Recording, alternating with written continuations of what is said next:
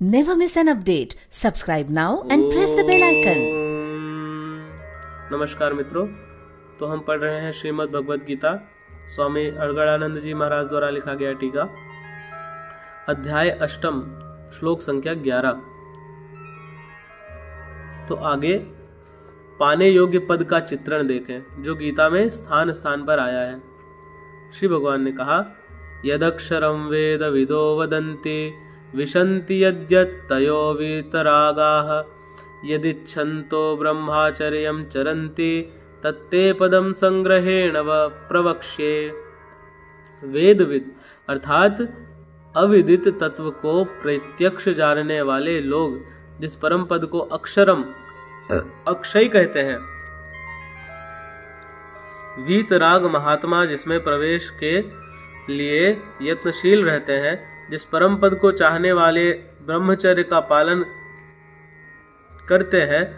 ब्रह्मचर्य का अर्थ जननेन्द्रिय मात्र का निरोध नहीं, बल्कि ब्रह्म आचरति सब्रह्मचारी, बाह्य स्पर्शों को मन से त्याग कर ब्रह्मा का निरंतर चिंतन स्मरण ही ब्रह्मचर्य है। जो ब्रह्मा का दर्शन करा उसी में स्थान दिला शांत हो जाता है। इस आचरण से इंद्रिय संयम ही नहीं बल्कि सकलेंद्रिय संयम स्वतः हो जाता है।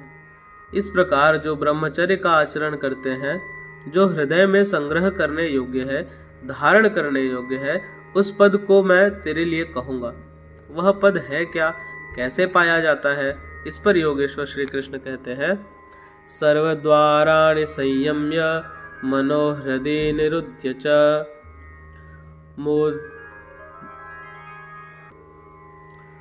मूर्ध्याधानाध्यायात् मनः प्राणम अस्थितो योग धारणाम। सब इंद्रियों के दरवाजे जो रोक कर अर्थात वासनाओं से अलग रहकर मन को हृदय में स्थित करके ध्यान हृदय में ही धरा जाता है, बाहर नहीं। पूजा बाहर नहीं होती। प्राण अर्थात अंतःकरण के व्यापार को मस्तिष्क में निरोध कर योग धारणा में स्थित होकर योग को धारण किए रहना है, दूसरा तरीका नहीं है। ओमित्येकाक्षरं ब्रह्म व्याहरन् मामनुस्मरम् यः प्रयाति त्यजन् देहं स याति परमां गतिम।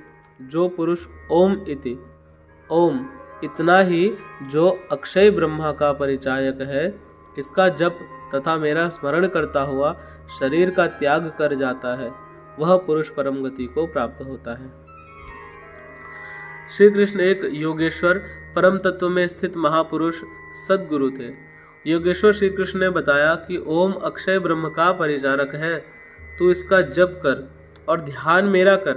प्राप्ति के हर महापुरुष का नाम वही होता है जिसे वह प्राप्त है, जिसमें वह विलय है।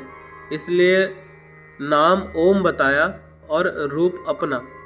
योगेश्वर ने कृष्ण कृष्ण जपने का निर्देश नहीं दिया, लेकिन कालांतर में भावुकों ने उनका भी नाम जपना आरंभ कर दिया और अपनी श्रद्धा के अनुसार उसका फल भी पाते हैं।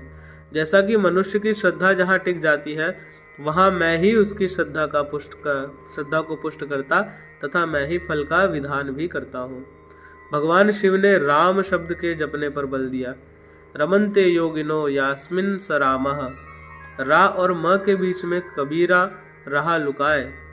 रा और म इन दो अक्षरों के अंतराल में कबीर अपने मन को रोकने में सक्षम हो गए। भगवान शिव ने राम शब्द के जपने पर बल दिया है। श्री कृष्ण ओम पर बल देते हैं। सो अहम स ओम अर्थात वह सत्ता मेरे भीतर है, कहीं बाहर न ढूंढने लगे। यह ओम भी उस परम सत्ता का परिचय देकर शांत हो जाता है। वास्तव में उन प्रभु के अनंत नाम है, किंतु जप के लिए वही नाम सार्थक है जो छोटा हो, श्वास में ढल जाए और एक परमात्मा का ही बोध कराता हो। उससे भिन्न अनेक देवी देवताओं का अविवेकपूर्ण कल्पना में उलझकर लक्ष्य से दृष्टि न हटा दे। पूज्य महाराज जी कहते थे कि मेरा रूप देखें और श्रद्धा अनुसार कोई भी 2-2.5 अक्षर का नाम ओम, राम, शिव में से कोई एक ले, उसका चिंतन करें और उसी के अर्थ स्वरूप इष्ट के स्वरूप का ध्यान करें। ध्यान सद्गुरु का ही किया जाता है।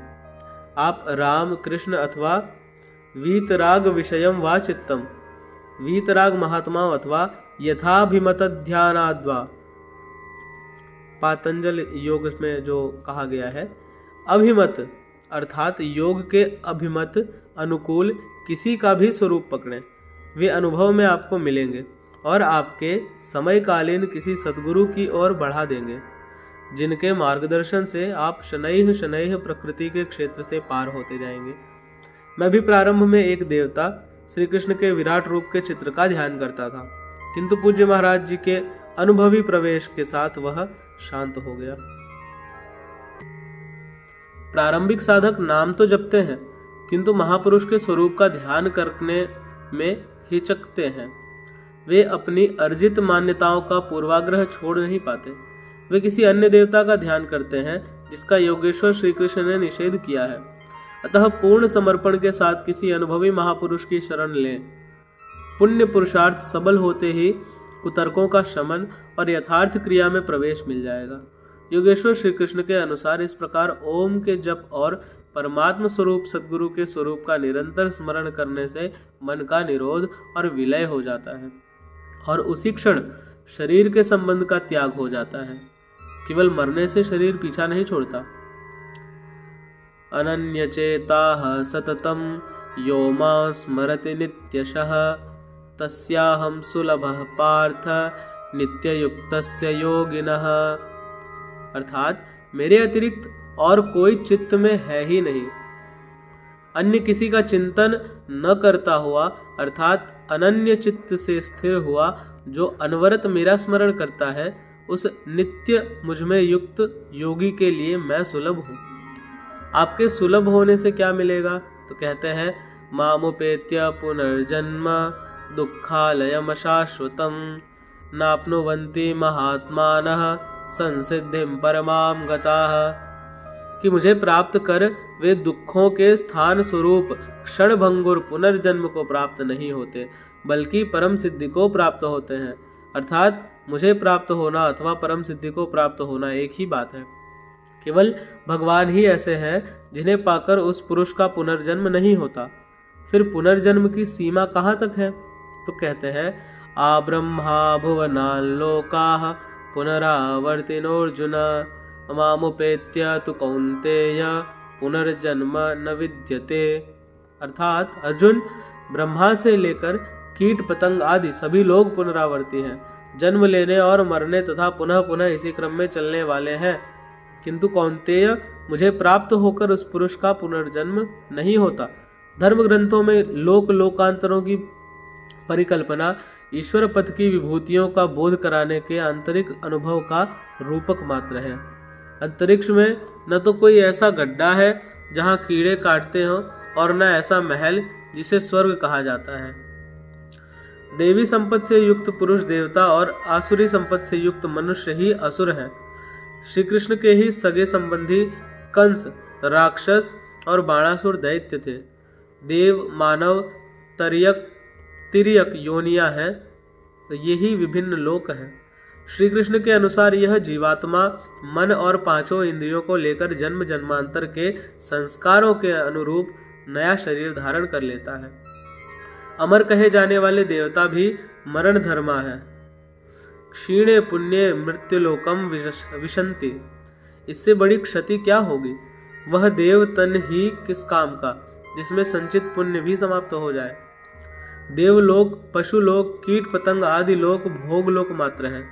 केवल मनुष्य ही कर्मों का रचयिता है, जिसके द्वारा वह उस परम धाम तक को प्राप्त कर सकता है जहाँ से पुनरावर्तन नहीं होता।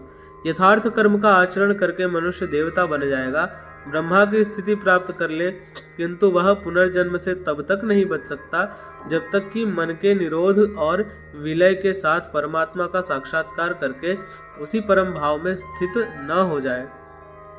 उदाहरणार्थ उपनिषद में भी इस सत्य का उद्घाटन उपनिषदें भी इसी सत्य का उद्घाटन करती हैं।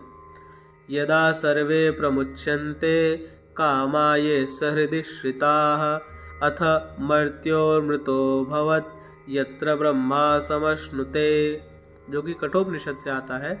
कि जब हृदय में स्थित संपूर्ण कामनाएं समूल नष्ट हो जाती हैं, तब मरण धर्मा मनुष्य अमर हो जाता है और यही इसी संसार में, इसी मनुष्य शरीर में पर ब्रह्म का भली भांति साक्षात अनुभव कर लेता है।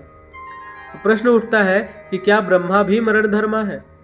अध्याय 3 में तो योगेश्वर श्री कृष्ण ने प्रजापति ब्रह्मा के प्रसंग में कहा कि प्राप्ति के पश्चात बुद्धि मात्र यंत्र है, उसके द्वारा परमात्मा ही अव्यक्त होता है। ऐसे महापुरुषों के द्वारा ही यज्ञ की संरचना हुई है। और यहाँ कहते हैं कि ब्रह्मा की स्थिति प्राप्त करने वाला भी पुनरावर्ती है। योगेश्वर श्री कृष्ण कहना क्या चाहते हैं? वस्तुतः जिन महापुरुषों के द्वारा परमात्मा ही व्यक्त होता है, उन महापुरुषों की बुद्धि भी ब्रह्मा नहीं है, लेकिन लोगों को उपदेश देने के कारण, कल्याण का सूत्रपात करने के कारण ब्रह्मा कहे जाते हैं। स्वयं में वे ब्रह्मा भी नहीं है, उसके पास अपनी बुद्धि रह ही नहीं जाती, किंतु इसके पूर्व साधना काल में बुद्धि ही ब्रह्मा है। अहंकार से बुद्धि अज, मन ससि चित्त महान। और आगे पढ़ेंगे अगले वीडियो में।